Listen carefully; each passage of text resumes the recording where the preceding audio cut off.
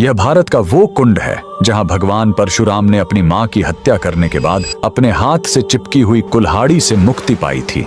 यह कहानी है महान ऋषि जमदग्नि और उनकी पत्नी पतिव्रता रेणुका की। कहते हैं रेणुका हर दिन नदी से कच्चे घड़े में पानी लाती थी और उनके सतीत्व के बल से वह घड़ा टूटता नहीं था। उनके 5 पुत्र थे जिनमें सबसे छोटे थे विष्णु अवतार परशुराम। एक दिन रेणुका ने नदी में कुछ गंधर्वों स्वर्ग के संगीतकार को जल क्रीड़ा करते देखा। उन्हें देखकर एक पल के लिए उनका मन मोह में पड़ गया और उसी क्षण उनके सतीत्व का बल टूटा और कच्चा घड़ा टूट गया। जब वो आश्रम लौटी तो ऋषि जमदग्नि ने अपने योग्य बल से जान लिया कि उनका मन भटक गया था। वो इतने क्रोधित हुए कि उन्होंने अपने पुत्रों को आज्ञा दी, अपनी मां का वध कर दो। जब चारों बड़े भाइयों ने मना कर दिया तो क्रोधित पिता ने उन्हें तुरंत पत्थर बन जाने का श्राप दे दिया। इसके बाद परशुराम ने पिता की आज्ञा को अपना धर्म समझा। उन्होंने भारी मन से अपनी कुल्हाड़ी उठाई और अपनी ही मां का सिर धड़ से अलग कर दिया। उनकी आज्ञाकारिता से प्रसन्न होकर जमदग्नि ने वरदान मांगने को कहा। परशुराम ने तुरंत अपनी मां को फिर से जीवित करने और साथ ही पत्थर बन चुके अपने चारों भाइयों को भी मुक्त करने का वर मांग लिया। सब फिर से जीवित हो गए, मानो कुछ हुआ ही न हो। लेकिन कहानी यहीं खत्म नहीं हुई।